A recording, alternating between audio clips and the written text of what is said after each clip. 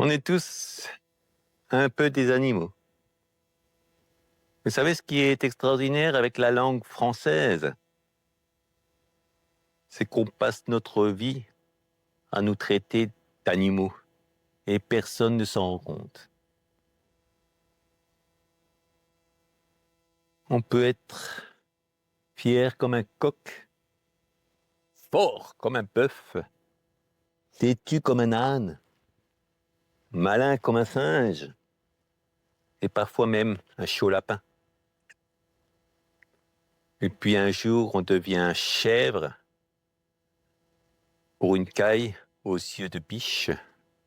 Premier rendez-vous, vous arrivez fier comme un paon, frais comme un gâteau. Et là, pas un chat. Alors, vous faites le pied de grue et vous commencez à vous demander, mais cette pécasse, elle ne m'aurait pas posé un lapin? Pourtant, votre copain, cette tête de linotte avec qui vous êtes copain, comme cochon, vous l'avez juré. Tu vas voir, cette poule a du chien, une vraie panthère. Alors, vous attendez et finalement, la fine mouche arrive. Bon, 10 minutes plus tard, hein, il n'y a pas de quoi casser 3 pattes à un canard. Mais là, petit problème. La fameuse souris, elle est myope, comme une taupe.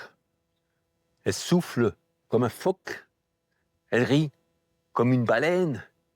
Et vous commencez à comprendre que vous vous faites fait avoir comme un rat. Vous devenez rouge comme une écrevisse. Vous faites des yeux de merlan frit. Et vous restez muet comme une carpe.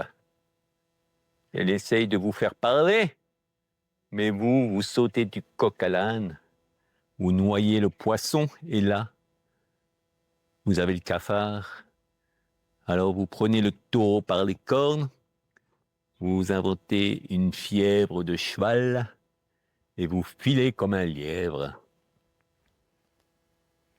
Parce que quand même, vous êtes peut-être doux comme un agneau, parfois un ours mal léché, mais il ne faut pas vous prendre pour un pigeon.